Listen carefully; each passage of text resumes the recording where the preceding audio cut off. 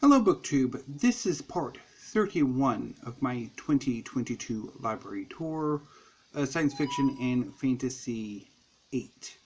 Today I'm moving to a new bookcase. It's the sibling bookcase to this one right here. It was made by my grandfather about 28 years ago. This one is the older of the two. It was the first design, and then he got into my dad made a little 2-shelf thing, and it had an interesting top design, and my grandfather quite liked it, so he got the measurements for it, and then he started making bookcases with that top. So anyway, BookTube, let's get on with the books. The first 4 books are anthologies edited by David G. Hartwell. The first of them is The Ascent of Wonder, The Evolution of Hard SF. This is an anthology that looks at or focuses on hard science fiction, which is a subgenre of science fiction that focuses on more realistic, more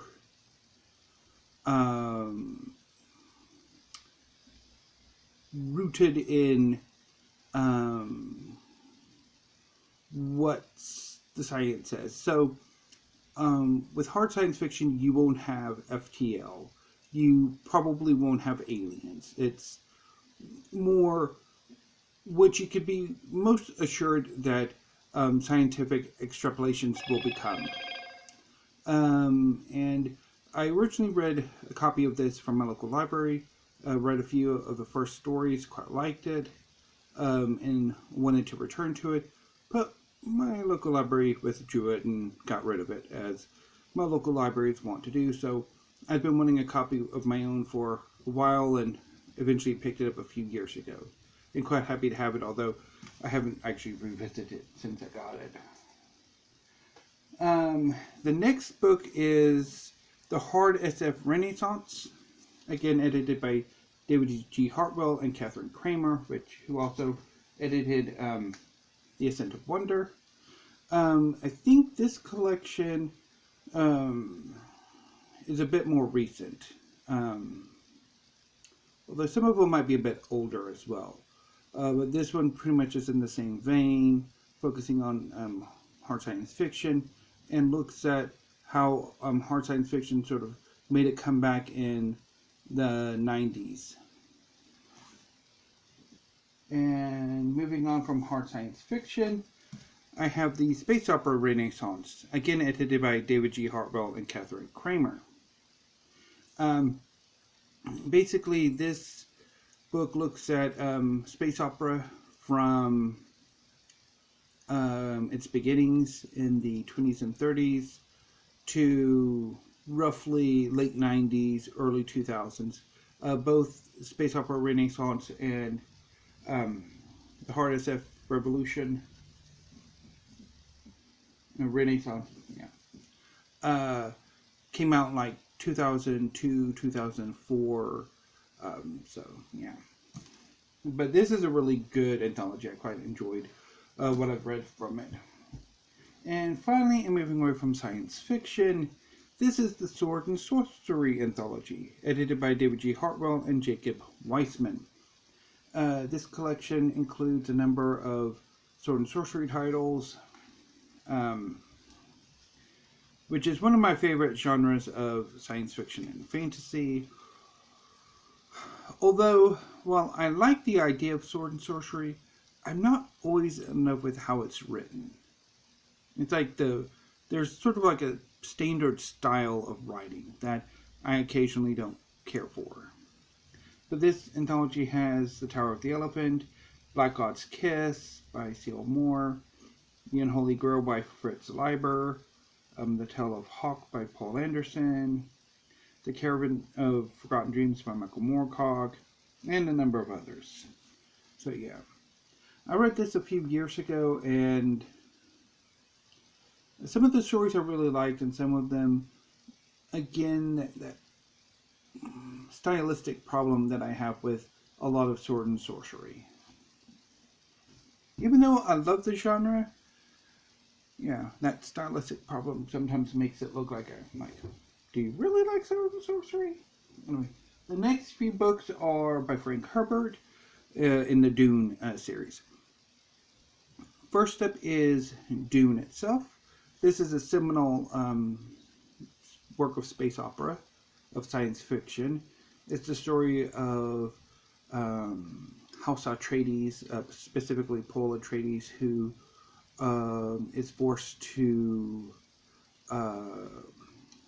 become a messiah when his family are forced to move from their home planet of Caladan to the planet Arrakis, which is the sole source of a wonder drug called melange, which basically allows for, depending who takes it, certain superhuman effects.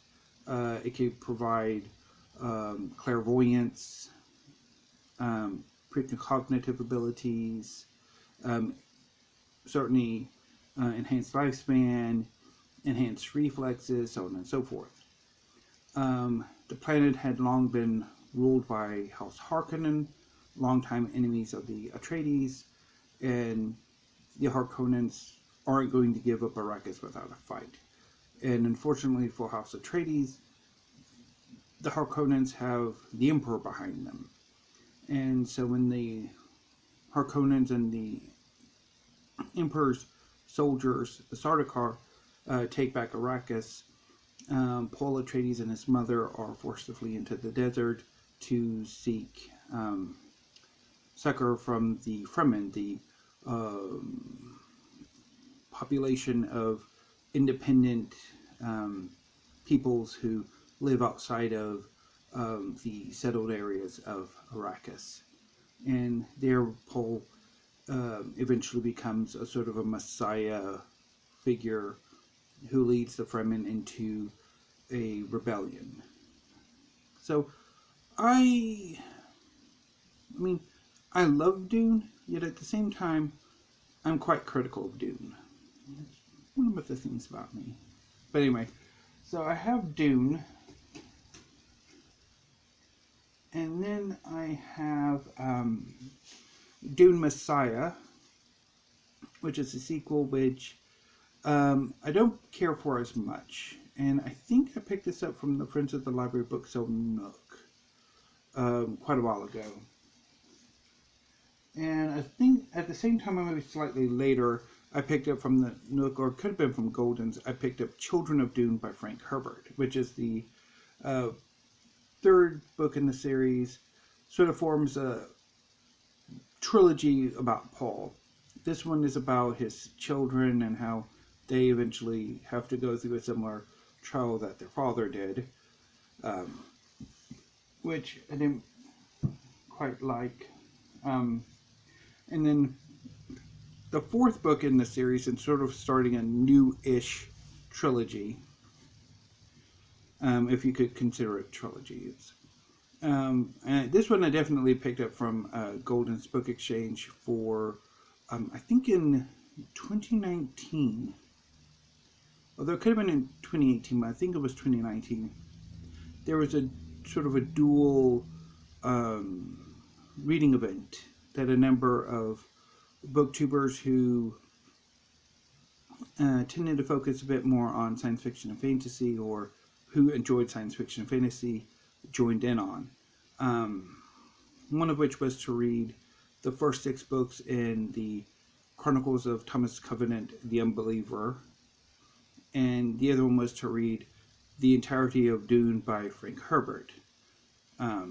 And so I decided I wanted to join in. I picked up the first 2 of the Thomas Covenant books, hated them. Got on a little bit better with Dune, although Dune Messiah and Children of Dune were a bit rocky. But boy oh boy, God Emperor of Dune was really actually quite good. I'm quite surprised I liked it as much as I did, even though I still cannot stand House Atreides. And specifically Leto the Second. Oh, good Lord, anyway. So yeah, so I read this, and then I think I fell out of this part of the reading event with the final two books, Heretics and Chapter House, because I couldn't find them. But then I think the other co-host, the actual co-host of the event, I think actually fell out of it too. Anyway, next is The Ingenius by Darius. Hinks. This is a weird fantasy about a city that travels dimensions and adds pieces of the world it travels to into its greater cityscape. It's about a number of people who have fled their home country, home world, because they're political rebels who survive as a gang, who are approached by one of the ruling elite to perform some works for him. And yeah, I didn't particularly care for the novel. I thought, well, the world building was pretty interesting. The plot itself gave me some trouble. I didn't particularly care for that. Next is two books by Robin Hobb. This is Assassin's Quest, which I don't know much about. I picked it up from the Friends of the Library Bookshelf for 25 cents. Although Robin Hobb is rather popular with booktubers who do love fantasy. And I also have A Fool's Errand, which is the first book in the Tawny Mayan series, which I don't know much about. And I pretty much bought that one from their Friends at the Library Bookshelf Note 2 for 25 cents. The next four books are all by Robert E. Howard. First is The Black Stranger and Other American Tales. This is just a random collection of his American short stories, which I haven't really dipped too much into. I really need to at some point. But yeah. And I also have the complete Conan and the Del Rey editions. This is The Coming of Conan the Sumerian, in which and these works are published in, I think, roughly chronological order. Although there are some that or at least in the writing. So this one has a good number of short stories. It has Phoenix on the Sword, Frost Giant's Daughter, The God in the Bowl, The Tower of the Elephant, The Scarlet Citadel, so on and so forth. Quite good collection. I also have The Bloody Crown of Conan, which has, I think, yeah, this one only has 3 actual short stories, or short works, and then a bunch of miscellany. The People of the Black Circle, The Hour of the Dragon, and A Witch Shall Be Born.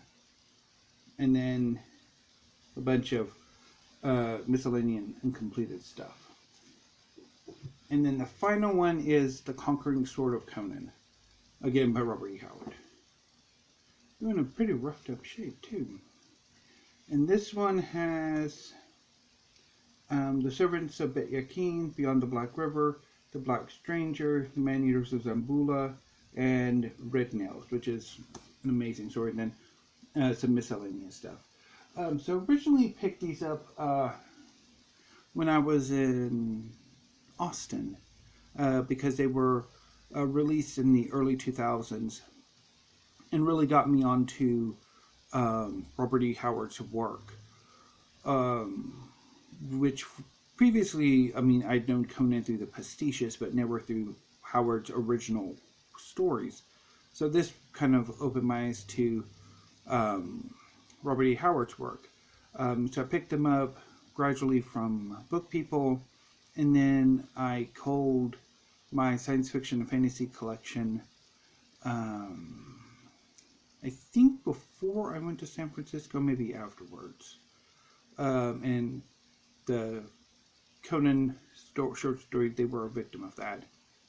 And then I regretted it.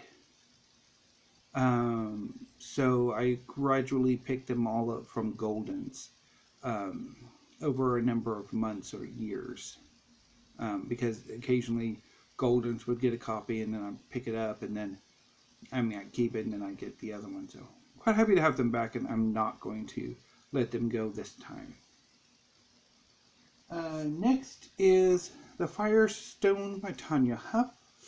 I don't know much about this one. I think I saw it written up on Blackgate's website and decided to pick it up. But haven't read it yet. I really should get around to reading it. And the last 3 books on the shelf are by Cameron Hurley. The first is The Mirror Empire, the first book in the Worldbreaker saga, I think. This is an epic fantasy series about multiple worlds and how they interact. It initially starts on a fairly grimdark world about a young woman who came from a different reality, who's sort of trying to orient herself as she grows up, about how one reality is trying to invade and conquer the main setting. It's quite grimdark, and quite, I guess you could say, biopunky, and very insectile.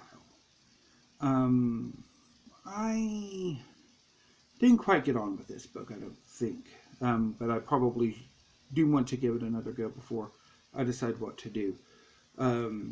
I have actually been thinking about picking up the 3rd book because I don't have it, and it came out a few years ago and isn't that expensive on Amazon. But again, do I really want to pick it up since I didn't particularly care for this one? But anyway, but I do have the 2nd book in the series, Empire Ascendant.